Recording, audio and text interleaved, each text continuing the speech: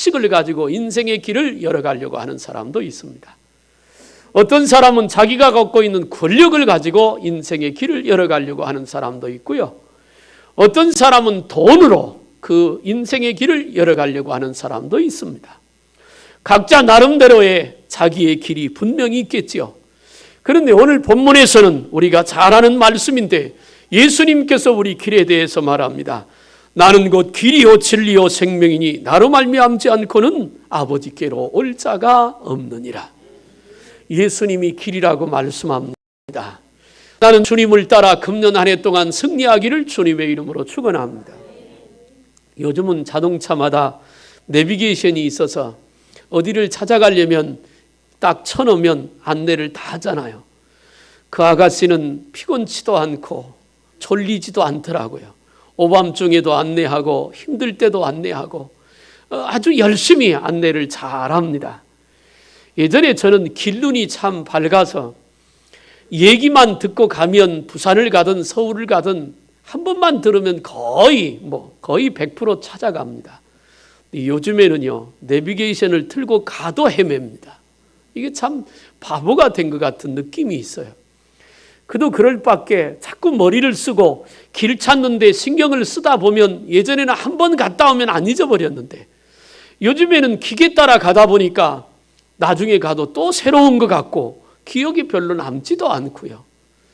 한 번은 대전에 설립예배 설교를 맡았는데 내비게이션을 찍고 주소를 찍고 갔는데요. 어떤 교회로 안내를 해서 보니까 그 교회가 아니에요.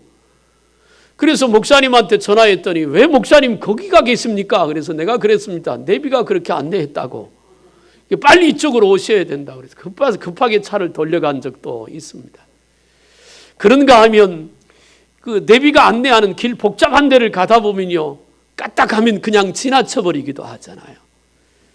참 성능이 좋읍디다. 제 차에 지난 주간에 서울을 갔다 오다가 이제 길이 막혀서 보니까 뭐라고 뜨느냐면 앞에 교통사고가 났는데 다른 길을 안내할까요? 그러더라고요.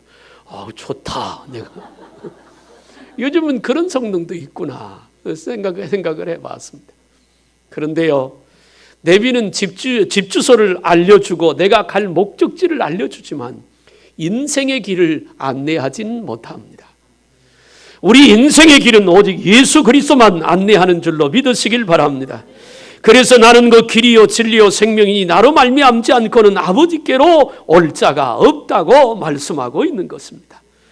우리 인생길을 정확하게 가르쳐 주시는 분, 우리에게 쉼이 필요할 때 쉬게 하시고 빨리 가야 될 때 바쁘게 하시고 여유가 있을 때 여유 있게 하시고 또 피해 가야 될 때 피해 가게 하시는 정확한, 아무리 성능이 좋은 내비게이션보다 더 정확한 우리의 인생길을 바로 인도하시는 분이 예수 그리스도신 것을 믿으시길 바랍니다.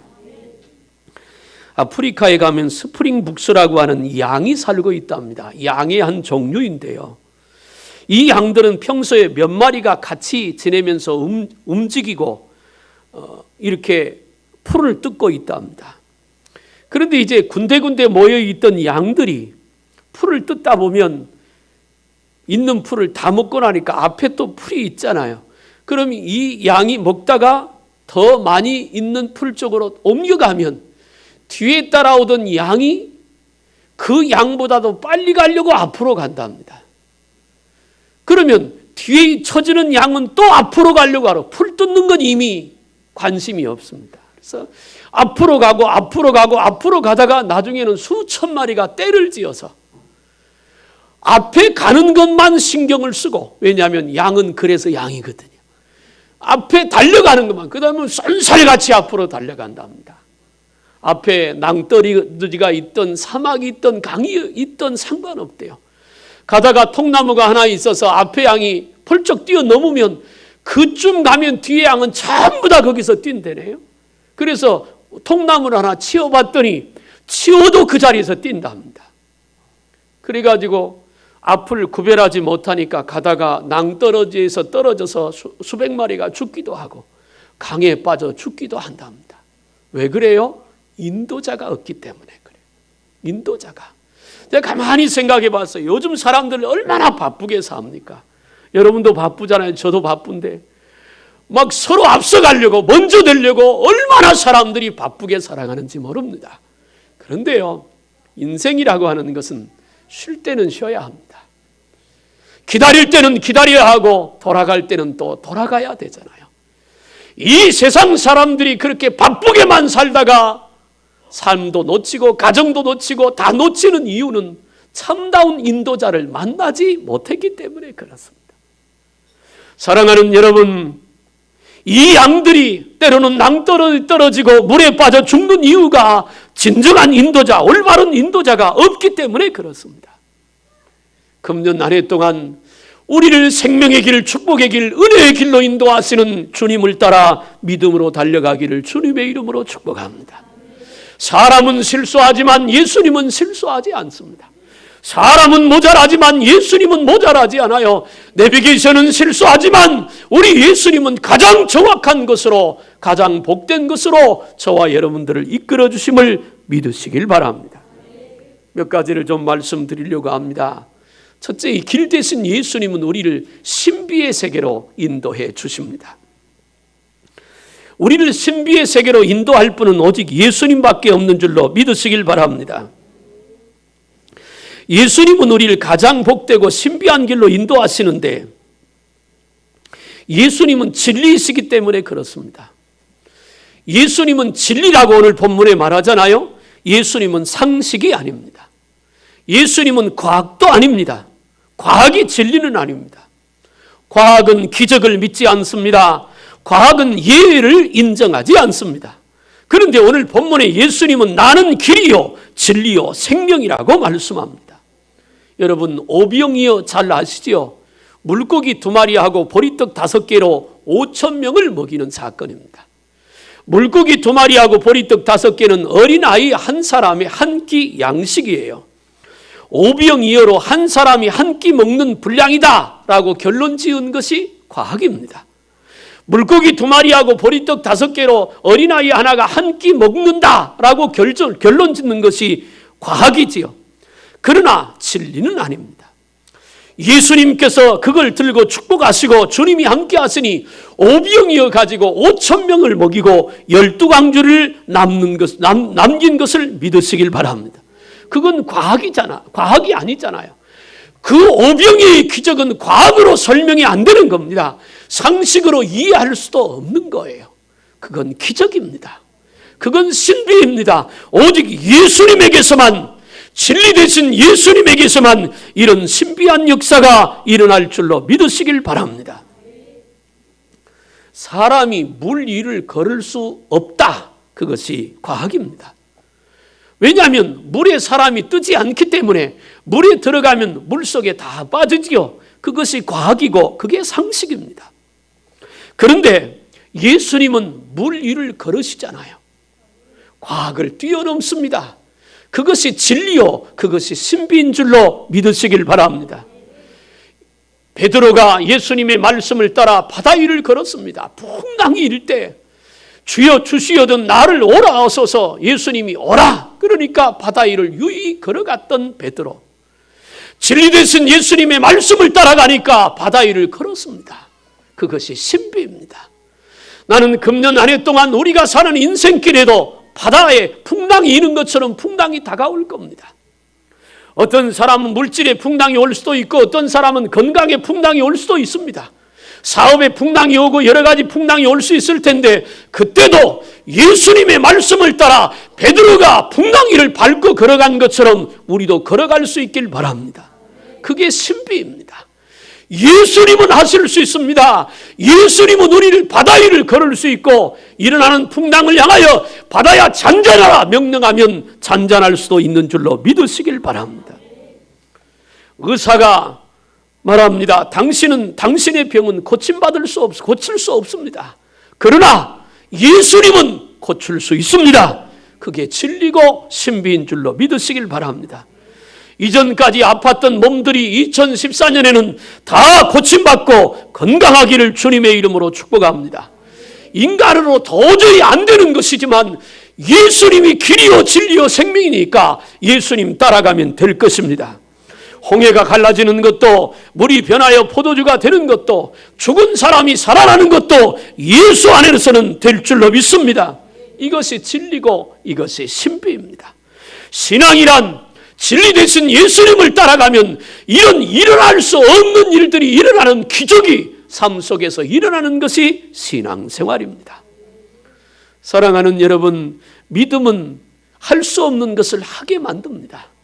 이제까지 할 수 없었던 일, 내 힘과 내 능력과 재주로 할 수 없었던 그 일들이 예수를 믿는 믿음 안에서 금년에는 다 할 수 있게 되길 바랍니다. 해결할 수 없는 문제가 해결되고 열어지지 않았던 길들이 열어지는 그런 은혜와 축복이 있게 되기를 주님의 이름으로 축복합니다.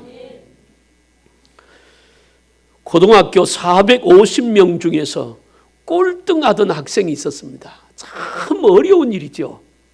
450명 중에 꼴등을 한다는 것도 기적입니다. 어떻게 꼴등을 해요? 근데 꼴등했던 학생이 하나 있었습니다. 성적도 나쁘고 가정 형편도 어려웠습니다. 그럼에도 불구하고 대학에 가고 싶은 그런 꿈이 있어서 3번 대학 시험을 쳤는데 떨어졌습니다. 그래서 결국 대학 진학을 포기했어요. 그리고 군대 입대했습니다. 가정 형편도 어렵고 되는 일이 없으니까 열등감이 그 마음속에 가득 차 있었습니다. 군대에서 어느 날 군종사병을 따라 교회에 갔습니다. 교회 갔다가 그날을 은혜 받고 기도가 무엇인지를 깨닫게 됩니다. 그래서 한 번도 나가지 않았던 군대에서 교회에 나가게 되고 군대에서부터 새벽 기도를 다니기 시작합니다. 그리고 하나님께 간절히 기도하기 시작했어요. 하나님, 나 공부하고 싶어요. 하나님 좀 도와주세요. 그렇게 매일같이 새벽에 나가서 하나님 앞에 기도합니다. 그런데 놀라운 사건이 생겼습니다. 어느 날부터 이 청년 속에 암기력이 생기기 시작했습니다. 한번 글을 읽으면 그게 잊어버려지지 않고 다 기억이 됩니다. 한번 들으면 그거 잊어버리지 않고 다 암기가 됩니다. 한번 읽어도 들어도 그대로 돼요. 제대 후 그 사람은 2달 공부하고 수능을 보았습니다. 그런데 수석으로 합격을 했습니다. 2달 공부하고. 하나님의 은혜죠. 대학에 들어가서 늘 수석했습니다. 대학을 다니며 늘 성경을 읽고 새벽 기도를 빠지지 않았습니다. 공과대학을 수석으로 졸업했습니다. 1987년 제23회 기술고등고시 수석 합격자가 되었습니다. 특히 법률사무소를 창업했습니다. 그가 바로 현재 존재하는 조현식이라고 하는 변리사의 얘기입니다. 450등 꼴등하던 이 학생이 새벽 기도 시작하며 하나님의 도움을 구했더니 하나님이 은혜 주셔서 수석으로 학교를 졸업하고 그리고는 변리사가 돼서, 여러분 변리사가 되는 것은 변호사가 되는 것보다 더 어렵다고 하잖아요. 대단한 일입니다. 진리 되신 예수님이 함께하면 이런 기적이 일어날 줄로 믿으시길 바랍니다. 이사야 9장 6절부터 이는 한 아기가 우리에게 낳고 한 아들을 우리에게 주신 바 되었는데 그 어깨에는 정사를 메었고 그 이름은 기묘자라 모사라 전능하신 하나님이라 영존하신 아버지라 평강의 왕이라 할 것이라. 예수님은 우리의 왕입니다. 그분이 우리를 다스리시면 하늘의 평강이 임할 줄로 믿습니다. 전능하신 하나님이시니 그분이 역사하면 능치 못함이 없는 줄로 믿습니다. 그분은 기묘자입니다. 오묘한 역사를 이루시는 분이 우리 주님인 줄로 믿으시길 바랍니다. 이번 새해 첫 주일을 보내면서 길 되신 예수님, 진리 되신 예수님을 우리 마음속에 모시고 기적을 경험하는 축복의 삶이 되기를 주님의 이름으로 축복합니다. 예수님의 수제자였던 베드로가 그런 사람이었습니다. 밤새도록 고기를 잡았잖아요. 한 마리도 잡지 못했습니다. 예수님이 오셔서 베드로에게 한마디 하셨습니다. 깊은 곳에 가서 그물을 내려봐라. 베드로가 말합니다. 선생님, 내가 밤이 새도록 그물을 내렸지만 한 마리도 잡지 못했습니다. 그러나 내가 예수님 선생님 말씀 따라 한번 해보겠습니다. 말씀 따라 그물을 내렸더니 그물이 찢어지도록 고기를 많이 잡은 줄로 믿습니다. 2013년 동안 우리가 열심히 그물을 내렸습니다. 열심히 일을 했는데 아무것도 잡지 못했습니다. 그래서 한숨지며 한 해를 보냈는지도 모르겠습니다. 그런데 오늘 주님이 말합니다. 깊은 데로 가서 그물을 내려봐라. 그러면 고기가 잡힐 것이다. 오늘 진리 되신 예수님의 말씀을 따라 믿음으로 다시 한번 그물을 내립시다. 그러면 여러분들의 그물이 찢어지도록 고기를 많이 잡게 되는 역사가 있게 될 줄로 믿으시길 바랍니다. 은혜교회라고 하는 교회에 유의웅 장로님이 계셨습니다. 이름이 참 어려워요. 의웅 장로님. 그분이 옷가게를 했습니다. 그런데 그마침 교회가 건축을 하게 되었습니다. 장로님 마음속에 부담이 왔습니다. 하나님, 우리 교회가 건축하게 되었습니다. 나는 장로에게 건축 헌금을 많이 하고 싶습니다. 옷가게가 좀 잘 되게 해주세요. 며칠 동안 간절히 기도했습니다. 그런데 어느 날부터 매출이 올라가기 시작합니다. 기도하기 전보다도 10배의 매상이 되었습니다. 그래서 건축 헌금을 많이 했습니다. 그리고 순간순간 하나님을 경험하고 너무나 그 은혜가 커서 그 은혜가 너무 감사해서 신학교 가서 목사가 됐습니다. 그리고는 카자흐스탄 카라간다 지역에 선교사로 가서 지금 선교사 일을 하고 계십니다. 사랑하는 여러분, 길 대신 주님의 인도를 받으면 신비를 경험하게 될 줄로 믿습니다. 도저히 일어날 수 없는 기적이 우리 삶 속에 일어날 거예요. 금년 한 해 동안 그 주님 모시고 주님 따라 주님의 인도 따라 믿음으로 승리하기를 주님의 이름으로 축복합니다. 두 번째로 말씀드리고 싶은 것은 한번 따라합니다. 예수님은 우리를 복되고 참된 삶으로 인도하시는 분이시다. 우리 주님은 우리를 가장 복된 것으로 인도하시는 분이십니다. 주님은 실수하지 않습니다. 앞서 말씀드린 것처럼 세상은 실수하지만 주님은 실수하지도 않고 사람은 착각하지만 주님은 착각하지 않습니다. 사람이 말입니다. 잘 살아야 합니다. 사는 것이 중요한 것이 아니라 참되게 사는 것이 중요합니다. 오래 사는 것이 중요한 것이 아니라 하나님이 기뻐하시는 삶을 살아드리는 것이 중요합니다. 예수님은 우리 인생을 가장 복되고 참되게 사는 하나님이 기뻐하는 길로 인도하시는 분인 것을, 그렇게 우리 길을 안내하고 역사하시는 분인 것을 믿으시길 바랍니다. 삭개오가 있었습니다. 키가 작아서 사람들에게 멸시를 받는 삶을 살았습니다. 삭개오의 마음속에 소망이 하나 있어요. 그래, 내가 키가 작다고 멸시하는 사람들 앞에 내가 본보기를 좀 보이리라. 돈을 벌고 높은 자리에 앉아가지고 본보기를 보일 것이다. 삭개오가 그렇게 다짐을 합니다. 그래서 삭개오는 세리장에 일을 하면서 돈을 많이 벌었습니다.